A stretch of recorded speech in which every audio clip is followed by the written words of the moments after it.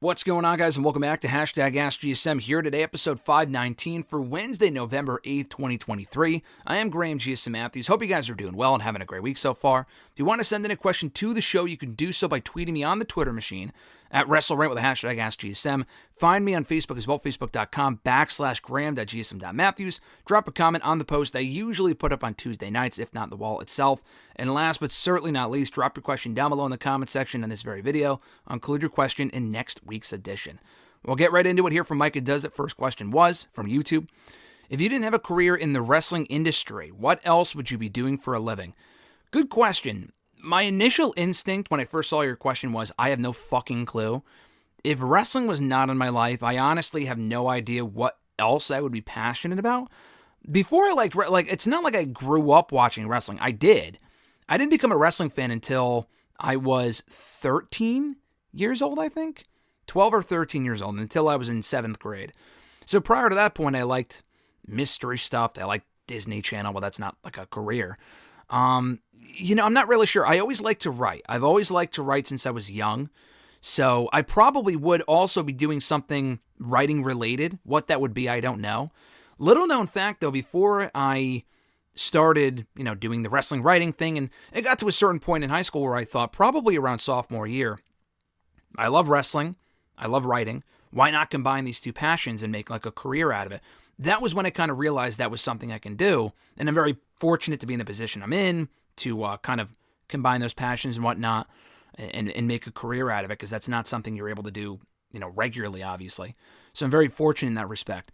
But little known fact, when I was actually younger, probably in elementary school, I was really passionate about teaching. That was what I wanted to do for like the longest time. Probably throughout all of elementary school, I wanted to do nothing else when I wanted to be older than when I was older, to teach. Teaching was like my thing. And then it wasn't until like middle school where I realized, it's probably not what I want to do. And then the wrestling writing thing came along. So maybe teaching, that might be what I would be doing right now. And it's honestly still something that's not completely off the table. It's not something I completely hate the idea of. It's still something I can do at some point. I have my master's, so in order to teach, there's a lot more that goes into it, obviously, but you need a master's degree. I have a master's degree. It's something that's not completely out of the realm of possibility for down the road. Not something I'm exploring right now, but eventually, who knows? But probably teaching if I'm really thinking about it realistically. Other than that, I have no fucking clue, and I would rather not know what else I would be doing if wrestling was not in my life. His second question, with both GMs for Raw and SmackDown being former NWA World Champions, do you think we could see Nick Aldis versus Adam Pearce at WrestleMania or at another pay-per-view in the future? I don't think we're getting the match. Is it possible? Yes. We haven't seen Adam Pearce ever compete in WWE. Either, obviously, Nick Aldis, neither. We haven't seen either of them compete in WWE. But still, I think Nick Aldis has a better chance, and I think he will eventually compete in WWE, whether it be as a regular superstar, which is my guess, or just as a one-off as a GM, and he wrestles on occasion. Like when William Regal, he was an active member of the roster, but he also wrestled on occasion when he was the GM back in 2008. One of my favorite runs in WWE history was what got me into wrestling, so on and so forth. So I could see that at some point he's young enough. Adam Pearce has been in WWE on TV for fucking years. Now, he did that angle with Roman Reigns on SmackDown 2 or 3 years ago. Wasn't really much of a match. And they've acknowledged on TV that he is a former in-ring competitor. Not always an NWA World's Heavyweight Champion, but they have acknowledged that he has an in-ring past. We've never, ever once... We've seen him get physical, I think, but we've never seen him get close to actually having a match in WWE. Honestly, I didn't really watch any of his work prior to him coming to WWE, so it's not honestly really something I care to see. I think Adam Pearce does really well in his role as an on-air authority figure.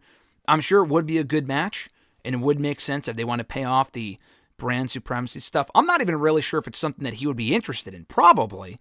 It seems like he would be interested based on stuff that he's tweeted before about like his in-ring past and acknowledging it, and if I have to get physical, I will, blah, blah, blah.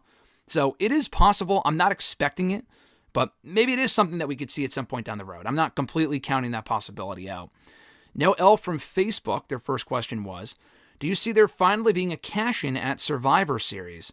I don't. Well, the second part of your question is, well, I might as well answer this now. They also said, do you see Finn Balor getting jealous of Damian Priest, since he will probably cash in at Survivor Series, planning through the night, I don't know what that means, of kicking him out of Judgment Day? So, I guess you're saying that Finn Balor might kick out Damian Priest because Priest was cashing on or planning on cashing in. Balor was thinking a couple steps ahead as far as, he's going to cash in, so when he does cash in, we'll kick him out because we're jealous of him being the World Heavyweight Champion.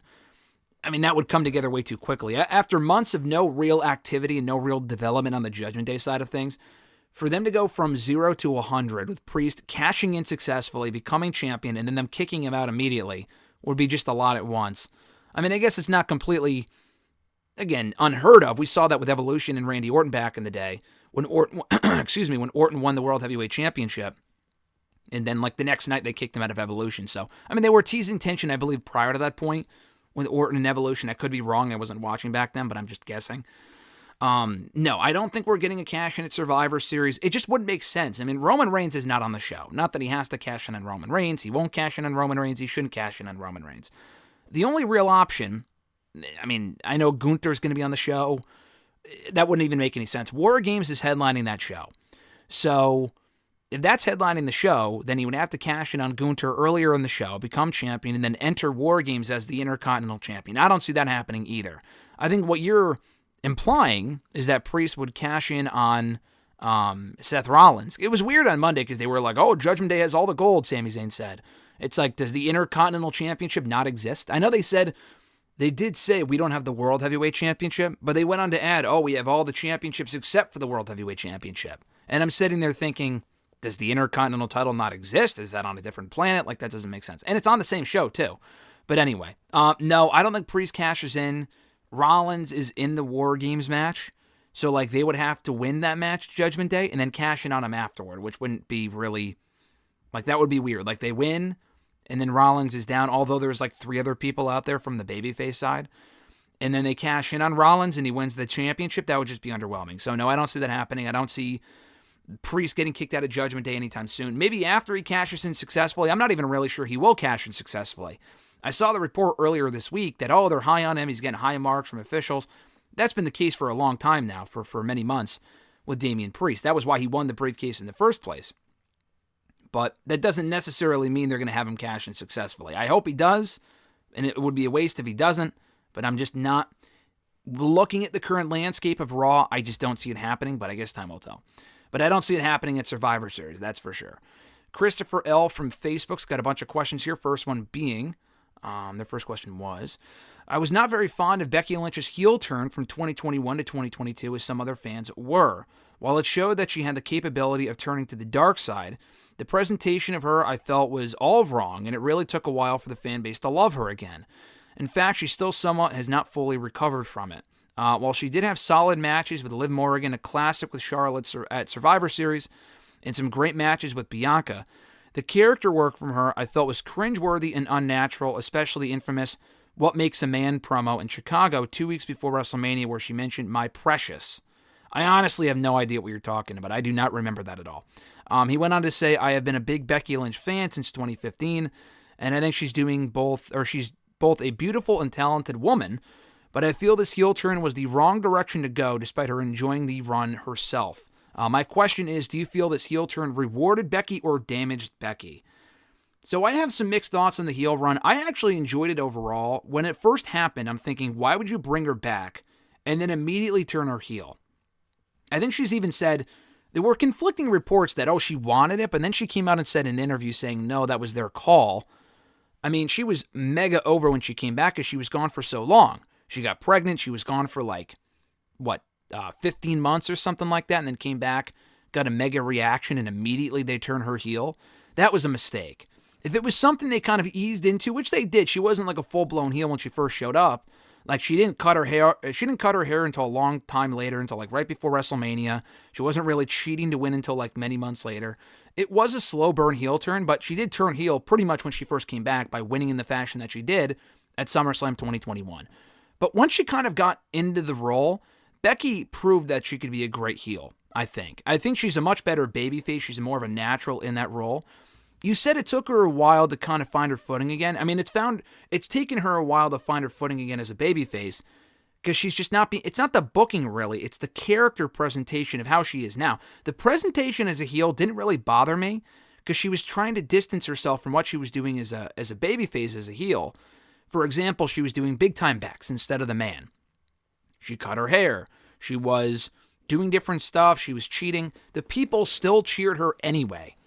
So you kind of implied with your question, unless I'm wrong here, you kind of implied that the people, she fell out of favor with the people and she wasn't as over anymore. She was kind of swimming upstream with that heel run in the sense that people were wanting to cheer her, but she was being booked like a heel.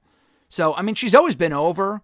She's a little less hot now than she was 5 years ago for obvious reasons. She'll never have that same popularity again that she had in late 2018, early 2019. That was a once-in-a-lifetime thing. That was like lightning in a bottle type thing. She's still very much over, and she's a set-in-stone, she's pretty much set at that level, at the elite level of being a main eventer in that company. She was not at that status prior to that big run 5 years ago. She was over, and she was established, but not at the level that she was when she, became the man in late 2018. So I like the heel run. They got what they could out of it. Some really good matches. I think she kind of upped her game on a mic level, on a promo level. She was cutting some really good promos when she was the man, but then she kind of fell out of that right before she got pregnant. She wasn't really evolving as a character, and she honestly was kind of getting cringeworthy at that point. She was doing some pretty cringeworthy bullshit before she got pregnant in 2020. When she came back, she was just so over. I think turning her heel then was a mistake, but it did force her to cut better promos, change it up a little bit, and she proved she could thrive in that role. The problem was it just wasn't the right time to turn her heel. People weren't sick of her when she first came back from her pregnancy. They were wanting to cheer her. But it made Bianca a big-time babyface because Bianca had a heel to work with that was established. They had great matches, and Bianca got more over from working with Becky than she was previously. So Bianca really benefited. They had some really good matches. Liv Morgan benefited from having that foil in Becky in late 2021, early 2022. So no, I don't hate the run. I thought she did a great job with it. And again, she was always and always has been a natural babyface, so it was unnatural. You're right. And some of the stuff wasn't great. Some of the promos were not great, but she tried. And I can remember more promos she had as a heel that were better than what she's honestly doing right now. What she's doing now is fine. The NXT stuff was great. But prior to that point, like some of the promos with Trish, it felt like she was resting on her laurels earlier this year before like the Trish Steel Cage match in September and the Tiffany Stratton Extreme Rules match and in the recent Lyra Valkyria match. Now feels like she's motivated again. I feel like being left off of SummerSlam kind of lit a fire under this woman to kind of go back to being on the same level that she was on before. Earlier in the year, she was doing good stuff, but it felt like her heel run was actually better than what she was doing even earlier this year because it kind of felt like a watered-down version of what she was doing 5 years ago. At least the heel run was something different. So I enjoyed it. It served its purpose, but she is better off as a babyface. I do think it rewarded Becky in the long term more than it did damage her. I feel like the damage that's been done to Becky and why she wasn't really clicking before recently was because they weren't really evolving her as a babyface. I feel like the issue with Becky was her as a babyface earlier this year. Not that she should have been a heel, because she's a much better babyface, but what they were giving her to do, and she wasn't really, it didn't really feel like the effort was there. And Becky's great, and she had a lot of good matches, but like the creative wasn't really in her favor, and she just didn't really feel special anymore. She just felt like another woman on the roster. Currently, she feels like she's back at that elite babyface level, which is where she'll always be. I'm just nitpicking here. But like at least the heel stuff was something different, and it made her like the top heel on that show, and the division revolved around her, whereas earlier this year it was not. A lot to that question, I understand, but his second question. While I am very happy that WWE is doing blockbuster business right now, I feel it brings out the best in a lot of brings out the worst rather in a lot of WWE fans who like to brag and obnoxiously gloat about it while also bashing AEW business. I feel they forgot that every great business period will eventually hit the brakes. When do you think the business boom will take a hit, and do you think it will shut those obnoxious fans up? Obnoxious fans will always have something to complain about. If it's not WWE fans, it's AEW fans, and if it's not AEW fans, it's WWE fans. No, I can't begin to tell you when WWE's business will slow down. Nothing lasts forever. It goes through peaks and valleys as every business does. They're in a boom period right now. They'll go back to being in a dead period. Probably not as dead as it was 5 years ago, the product being as bad as it was. Hopefully we never return to those fucking lows. But, business will slow down when they go to these markets multiple times. I can't imagine they'll be selling out every time they go to every single one of these markets, in the country, out of the country. It could take a year or two before it's back to what it was, back to the norm. But listen, fans just got to shut the fuck up. AEW has their own issues that don't really have to do with WWE. The only overlap there is I think AEW got a lot of praise for being so great creatively because the WWE product in comparison was fucking awful.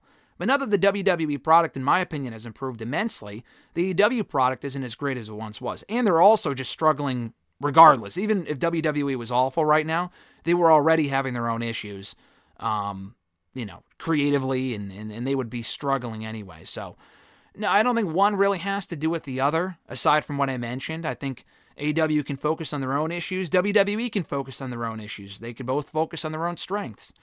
I don't think it really has to be a case of like, oh, WWE's winning, AEW's losing, and vice versa, because that shit is just so fucking annoying. So I hope WWE's business does not slow down just because people are being annoying, because guess what? People will be annoying regardless.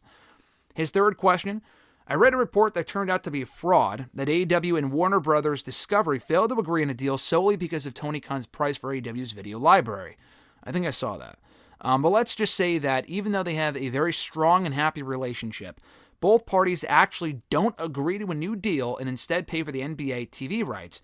Which cable network do you see AEW landing if the deal falls through?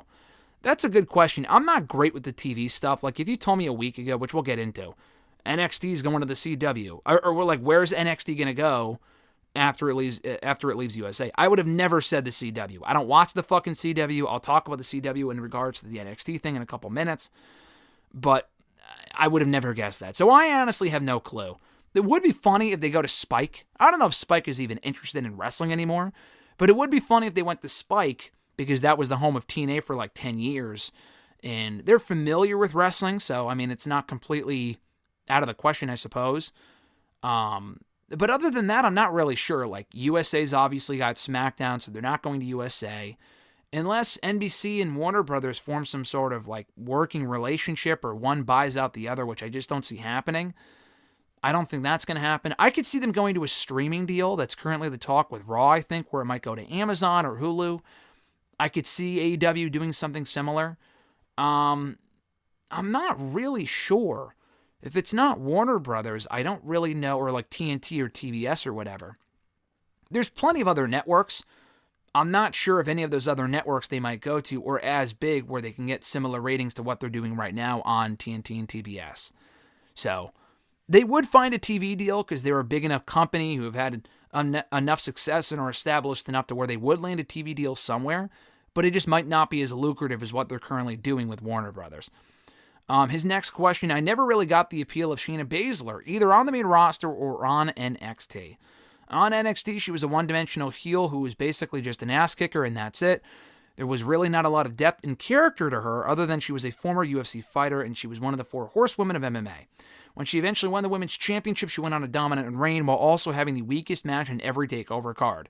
When she won it on a second time, or she won the championship for a second time, I felt it was worse, with longer, more boring matches while again having the weakest matches on the card and cutting dull promos. I know she has her fan base, but the truth is, she didn't change at all when she went to the main roster. I mean, she did. I'll get to that in a second. But having multiple hot and cold periods until finally being paired with Ronda Rousey, which even that didn't really work out, leading to her turning on Ronda Rousey and having a flat match at SummerSlam. Now being paired once again with someone with no character in Zoe Stark, why do you think Shayna has struggled on the main roster? And do you feel I made fair points about her work in NXT? I do think you made fair points. I don't think it's fair to say she did not change on the main roster. That's just not true. When she went from NXT to the main roster, there was a pretty distinct change. They did not make her out. I mean, you said it yourself. She was the ass kicker in NXT. And there wasn't a lot of depth, but there didn't really need to be. I didn't need to know where Shayna came from. I mean, we knew she came from UFC. But I didn't need to know anything about her character or her as a person. She was a one-dimensional, ass-kicking machine that had credibility and legitimacy because she had that MMA background. They booked her like a one-woman wrecking crew. And the women that she was with, Shafir and Duke, worked as kind of henchwomen. They sucked in the ring, and Shafir still isn't great. Duke actually retired from the ring completely when she left WWE. I think even prior to that point, she was working with them as like a developer or something on the media side or the video game side or whatever. Anyway, so Shayna came up without them, and they kind of completed the act a little bit when they were in NXT. Again, they sucked, and they didn't really need to wrestle much, but they helped add to her aura. when she came up from NXT, she wasn't nearly as special. They didn't really do much to make her feel like a one-woman wrecking crew like she was in NXT. She was in Elimination Chamber. They did fairly well with her leading up to WrestleMania. But after WrestleMania, it was all over. She lost, and she lost, and she lost again. The character didn't change too much. Correct. But actually, Shayna herself told me when I interviewed her at that point, and has mentioned this since, that Vince even literally told her, like, you got to change up your shit, you're too boring. Now, I think there is something to be said that her style may not exactly translate to the main roster. That is correct. And you do need to adjust. But it felt like Vince was taking away everything that made her great in NXT or made her special in NXT. Booking her dominantly was part of it. How can you take this woman seriously if she never really wins whenever it matters most? Being paired in which you didn't mention, the Nia Jax tag team was terrible. They were in a tag team for what felt like forever. The chemistry sucked. Nia wasn't great. She's a little bit better now, but that's a separate conversation. The tag team just was not good. It felt like a waste of Shayna Baszler. No, she is not the most dynamic personality charisma-wise. She's not the most dynamic person in the ring, but she has her strengths, and they never really play to those strengths on the main roster. It's gotten to a point now, yes, where she's been around long enough, almost 4 years, where it feels like she's just damaged goods. She's not going to get beyond a certain level. They're not going to push her as a real threat to any championship. She's not going to hold singles gold on Raw or SmackDown. That time has come and gone. Because again, like you said, they've pushed her. They haven't pushed her. She would get de-pushed. It was just hot and cold for so fucking long now. And it was impossible to care. And I still like Shayna Baszler. I still like her work and enjoy her work. But it's not for everyone, you're right. Did you make good points about her work in NXT? Yeah, you did, because, again, she was having the weakest matches on those cards, largely because, again, she's not as dynamic as some of those other NXT performers at that time, but some of those NXT matches were just fucking great. Every NXT TakeOver match, for the most part, during that period when she was there, was amazing. She was working a different style, but she wanted to have some good matches, and sometimes even great matches, including when she lost the championship to Rhea Ripley. And also the matches with Kairi Sane were really, really good. They had great chemistry in 2017 and 2018. So I don't think it's fair to say, yeah, she had the weakest match in every card. Yeah, maybe most of the time, but some of those matches were still quite good. Were her matches with Mia Yim and Nikki Cross the best matches ever? No, but I really enjoyed her matches with Kairi, Rhea Ripley, Bianca Belair. I thought they had a good match. The 4-way at TakeOver New York, I think, was very good. So, again, she's not the most exciting performer, and people didn't like her even then, so it's not like you're in the minority. I remember when she was champion, people were like, oh, she's so fucking boring, and people still say that about Shayna now. And that's fine. It's more about, kind of your taste and what you're in, your preference and stuff like that, what you're interested in. But I don't think the booking helped. I think she can be very good with the right booking, and the booking, she's one of those competitors where she can't overcome bad booking, because she's not the most exciting personality for WWE. But with the right booking, she can be special. The booking has failed her so many times where it's hard to care at this point, and I can't blame people for that. His last question, what will be the first feud with the Creeds now that they have hit the main roster? I'm not sure. The thing is, I was hoping they would go to SmackDown, and it doesn't really matter really as far as like where the champions are, because the champions can travel between brands. We haven't really seen Balor and Damian doing stuff on SmackDown, but whatever. I just think Raw has way too many babyface teams. They've already beaten 2 babyface teams in DIY and Alpha Academy. They could feud with Judgment Day, but Judgment Day are the current heel champions, and I'm not sure if it would be. I think it's a little too soon to have them chase the tag team titles. I know they're 2-0, but I feel like that's a little soon. They got to develop first and kind of get familiar with the audience first and stuff like that. What other heel teams does Raw currently have? The Viking Raiders are out right now. Indus Sher is an option, but they already feuded with Indus Sher earlier this year, and Indus Sher also is not over, so that's not really a great fit. Imperium is an option. Imperium also isn't exactly over. It's more so Gunther than it is in the entire Imperium faction. But yeah, probably Imperium at some point. I just feel like for now they might just be racking up wins, because I'm not really sure there's any other teams they can really feud with for the time being, because Raw has a lot of babyface teams and not a lot of heel teams. Maybe the New Day, but again, the New Day are another babyface team, so I'm not really sure. It feels like the Judgment Day and then everyone else. And the Viking Raiders being out right now doesn't help, because they were one of the bigger heel teams on the show. And I feel like the Creeds and the Viking Raiders could have had a really good feud and some really good matches, and now we can't really see that for right now. So I honestly don't really know. I feel like for right now, they might be spinning their wheels until it is time for them to enter the tag team title contention, which just might be too soon. So I'm not really sure, but so far so good as far as how they've been handled, booked, presented. So far so good. They've gone 2-0 and they've had some really good matches, so I can't complain too much. At Uwagu91 from Twitter, first question. Your thoughts on Timeless Toni Storm? I think it's one of the best parts of AEW right now. I think she's done a great job of reinventing herself. Dare I say the best Toni Storm has been in any iteration I've seen her in WWE or AEW. The Outcast stuff sucked.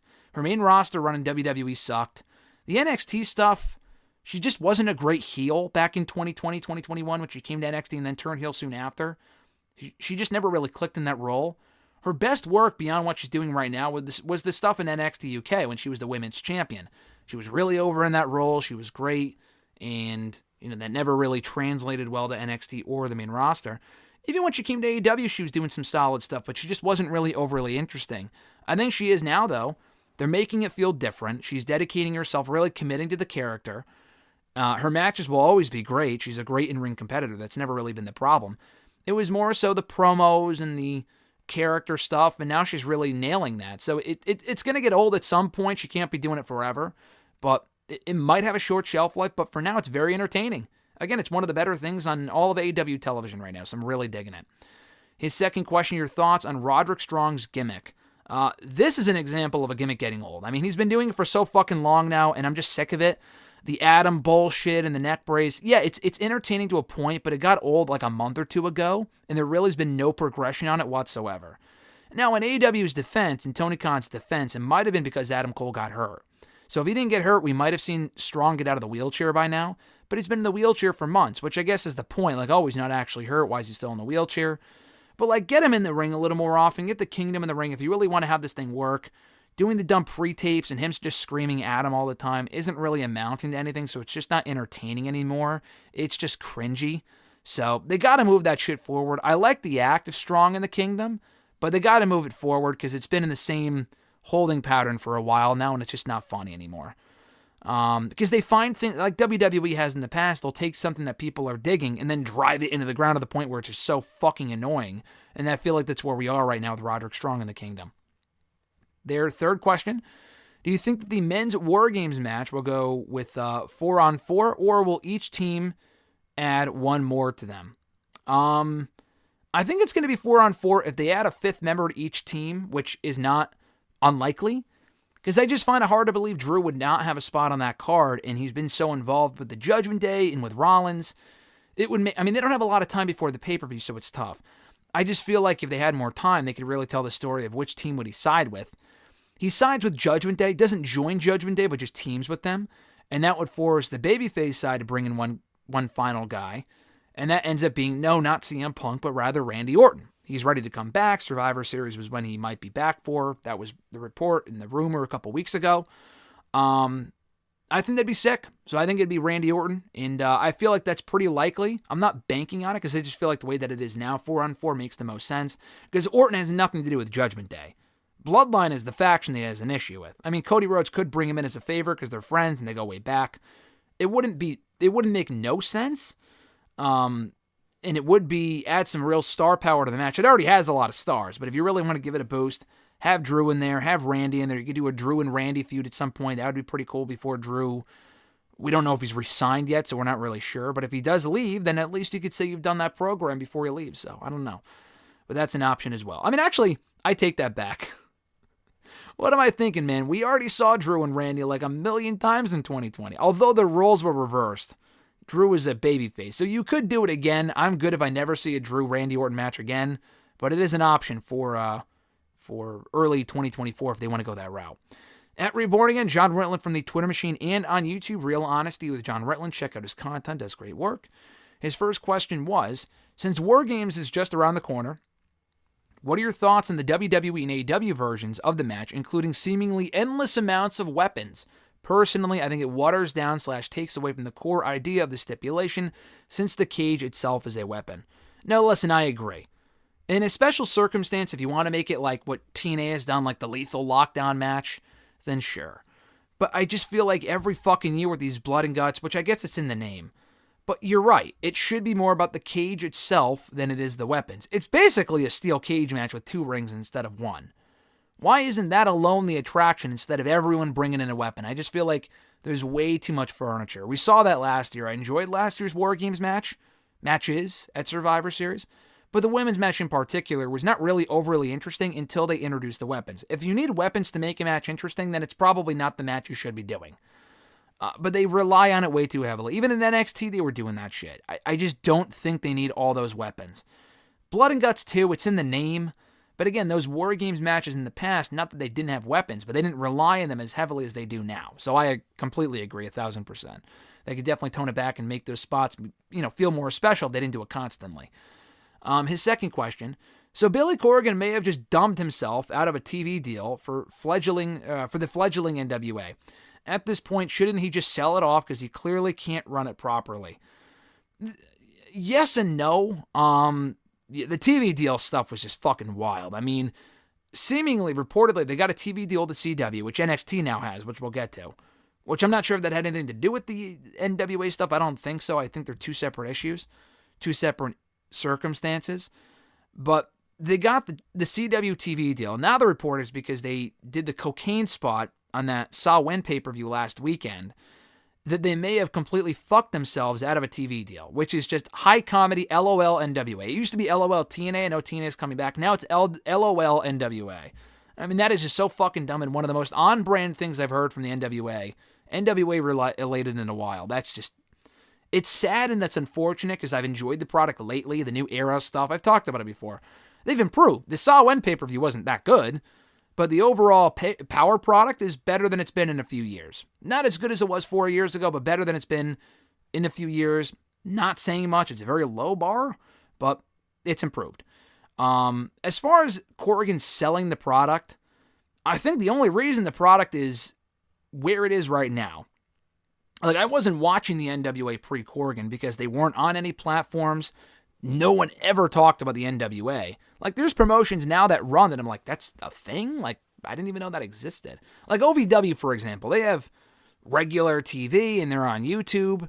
I guess that was the same similar... I watched that Wrestlers Netflix documentary and it was actually really good. I don't watch OVW. I don't plan on watching OVW. I just don't have enough time in the day. But it's the same thing where like a billionaire had to come in and kind of save the promotion. Otherwise, it would have closed its doors. Not a billionaire, but like a rich guy. Same thing with Corgan. Corgan's not a bajillionaire, but he's putting his own money into getting the NWA off the ground, and he has now for so many years.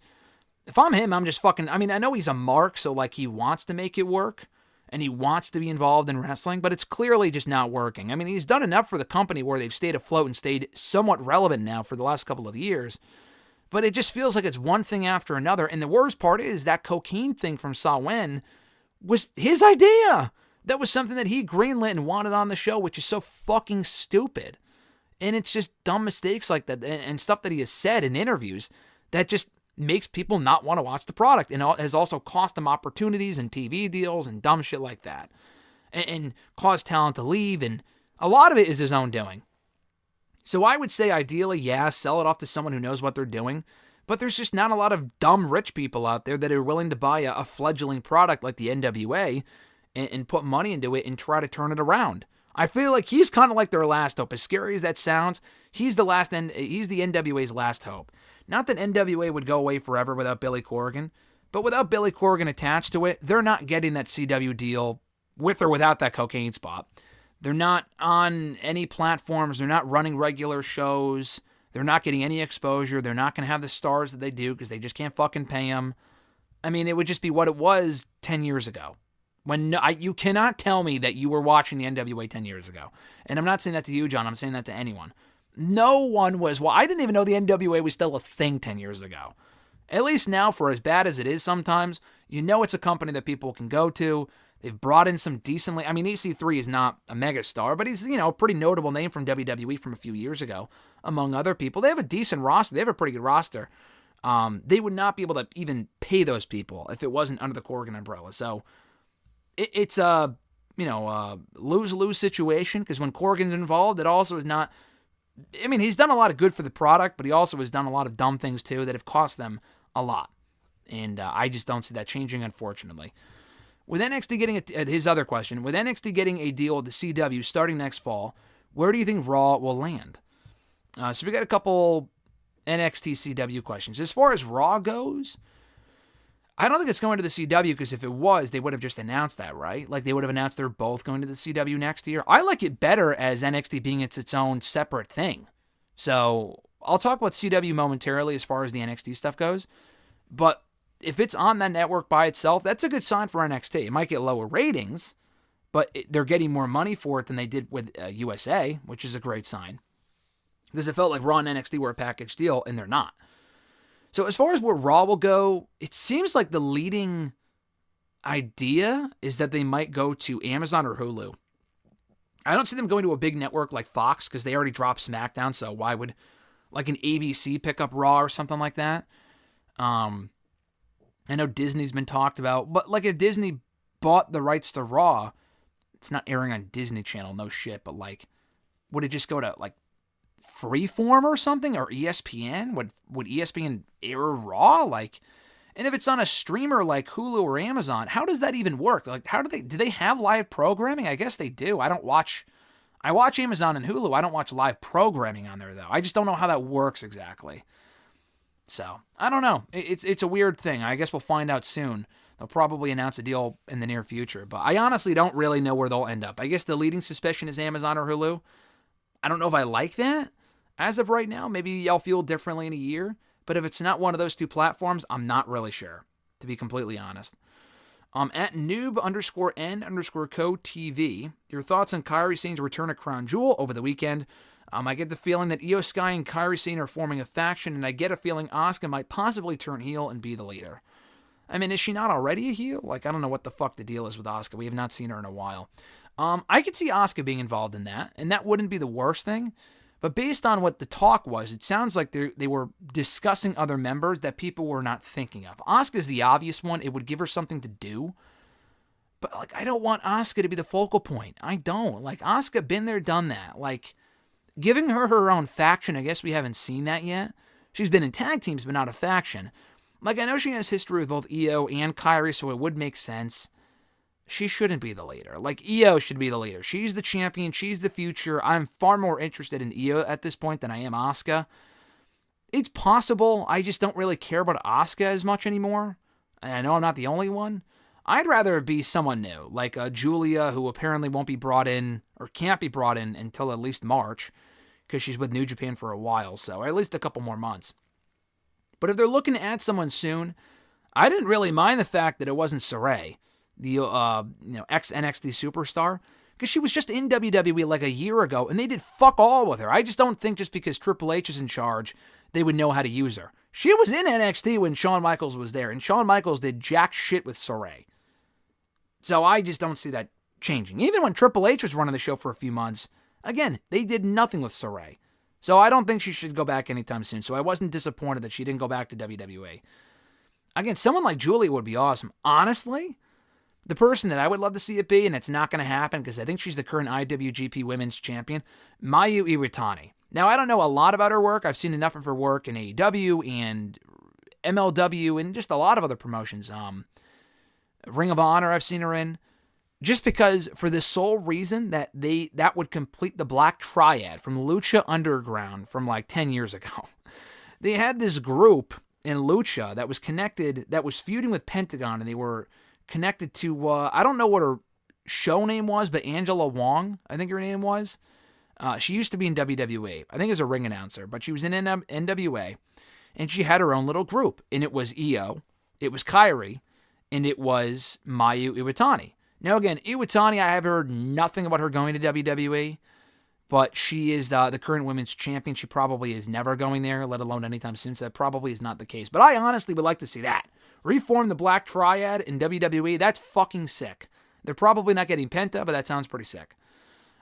His second question, I already mentioned this, but so Billy Corgan screwed up the NWA TV deal due to what was Solomonster called Booger Sugar. How will it affect the NWA talent and fans moving forward? I mean, it sucks because any goodwill that NWA builds up with their audience, they immediately lose it due to dumb shit like that. Whether it be a booking thing or who they bring in or stuff like that. It's just embarrassing. Like, I thought Power last night was solid. no one gives a fuck because all they're talking about is that lack of TV deal that they now have.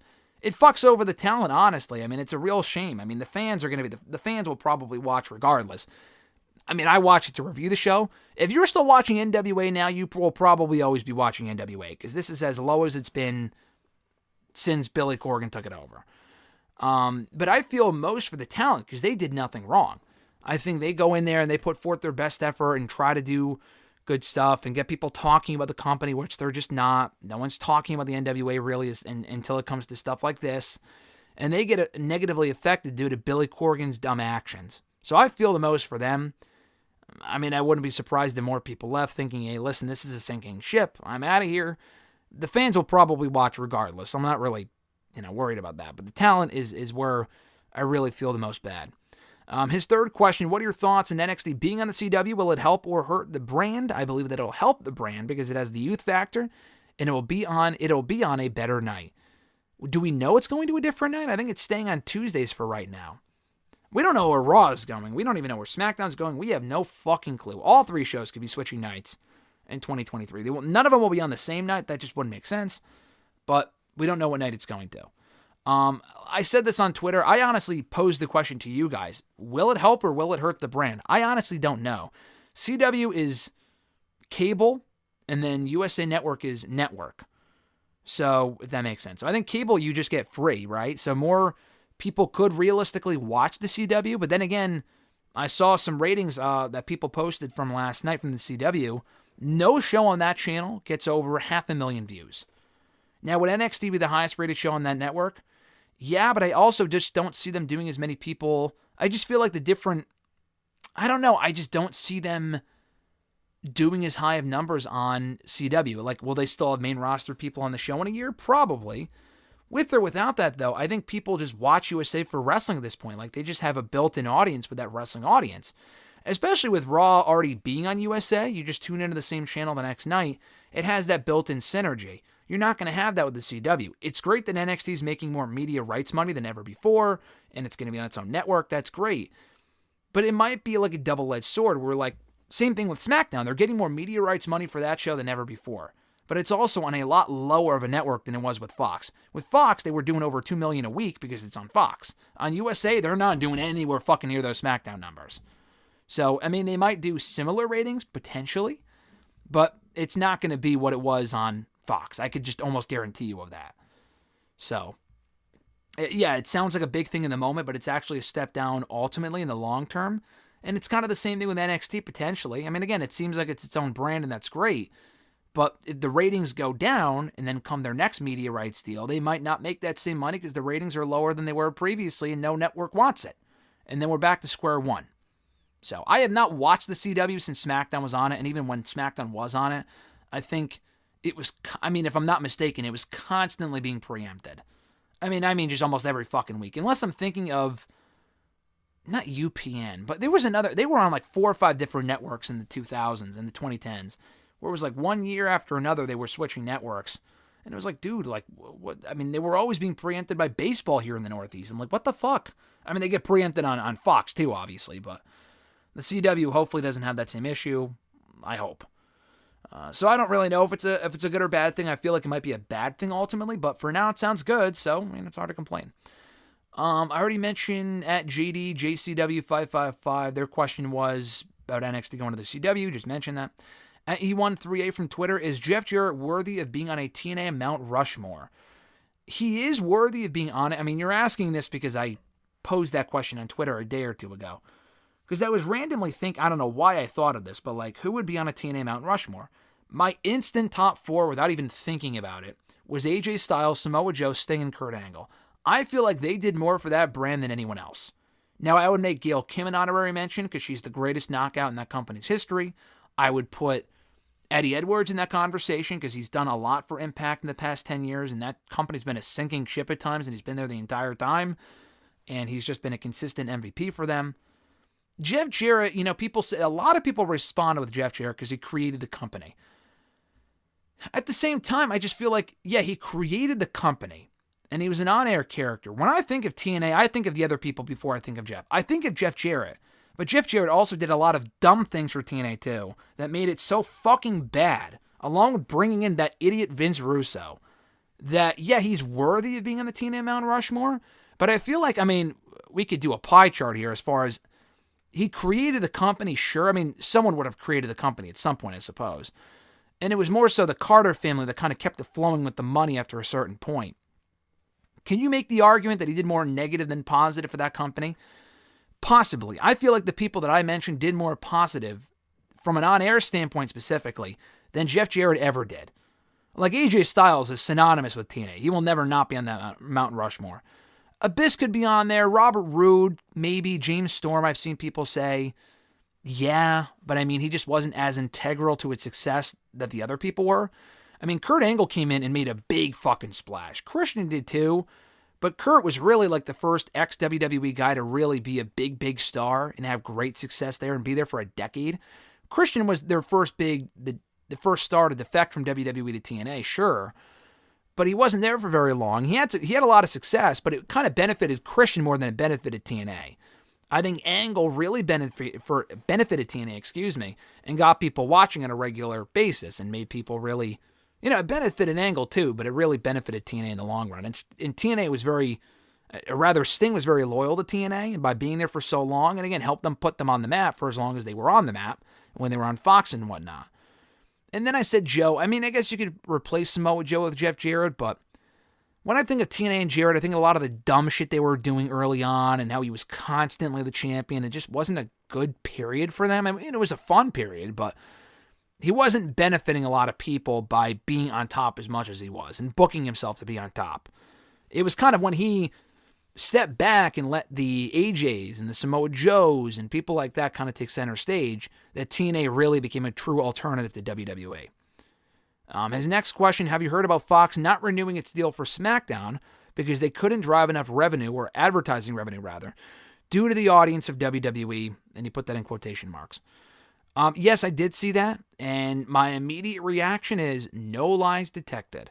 Because for as much as I love WWE, AEW, wrestling, we got to recognize the realities here, that WWE and wrestling in general will always have that stigma attached to it that we're just dumb people, that we're dumb wrestling fans. I don't think that's entirely true. I mean, if you look on social media, it's definitely true for some people. But I don't think every wrestling fan has this dirty demographic of like, oh, let's go to the matches today. Like, I don't really think it's like that anymore. I mean, you go to these shows, honestly, a lot of the WWE and AEW shows, yeah, there's a lot of like, not discriminatory, but like stereotypical wrestling fans, like people like that, sure, which isn't a bad thing. But that's what advertisers say. And they know these wrestling fans aren't going to pay money. But I don't think that's entirely true for the entire fan base. That might be true for a portion of the fan base of wrestling right now, but not all of it. I think a majority of wrestling fans, in my personal opinion, are just regular, normal people. And I could be wrong, because I know social media suggests otherwise, and you go to these shows and you see a lot of stupid people there. But I also see a lot of people that are bringing their kids and are longtime fans and just normal people.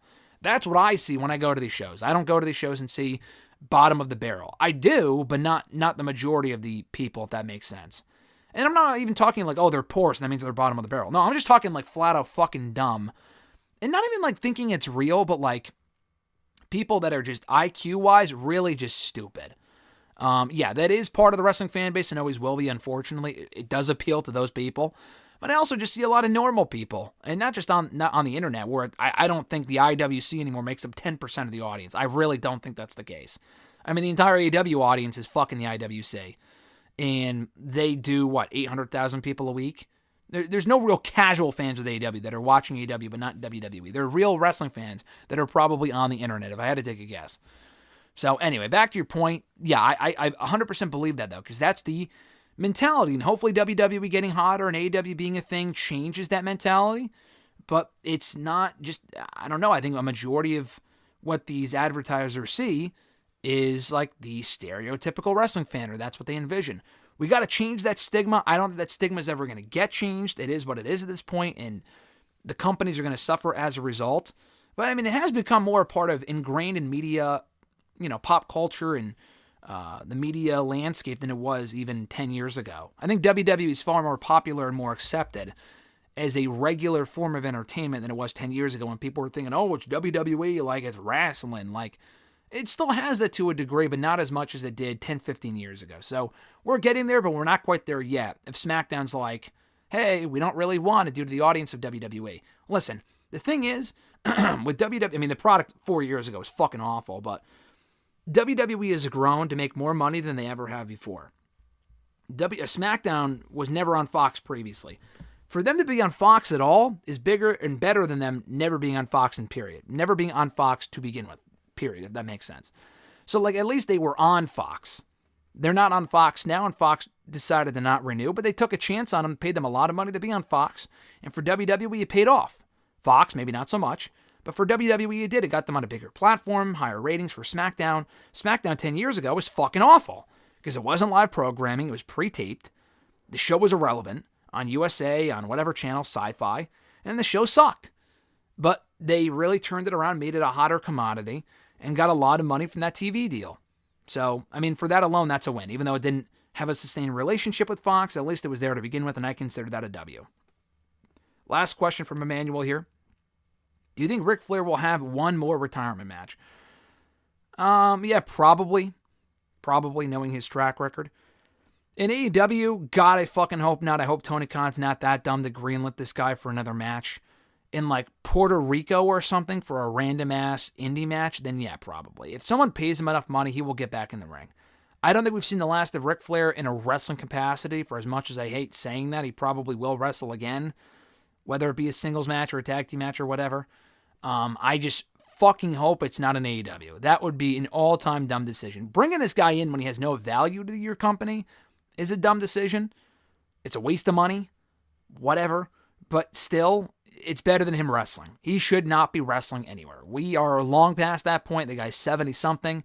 He looked awful in that last... I mean, he looked okay enough, but he still did not look good at all. In that Ric Flair last match, and that was a tag team match last summer. Have that be it. He got a swan song, move on, but he's incapable of moving on. He just wants to wrestle till the day he dies, until he dies in the ring. That's just who Ric Flair is. And that's going to do it, folks, for episode 519 here today of #AskGSM for November 8th, 2023. Thank you guys for checking out the show per usual. I appreciate it. Be sure to like the video, drop a comment, share the video, and subscribe to the channel for more daily content. If you want to send in a question to the show, you could be sure to tweet me on the Twitter machine at WrestleRant with the #AskGSM. Find me on Facebook as well, facebook.com/gram.gsm.matthews. Drop a comment on the post I usually put up on Tuesday nights, if not the wall itself. And last but certainly not least, drop your question down below in the comment section in this very video. I'll include your question in next week's edition. Have an awesome one, guys. Enjoy the rest of your week. I'm Graham GSM Matthews, and I'll catch your ass down the road.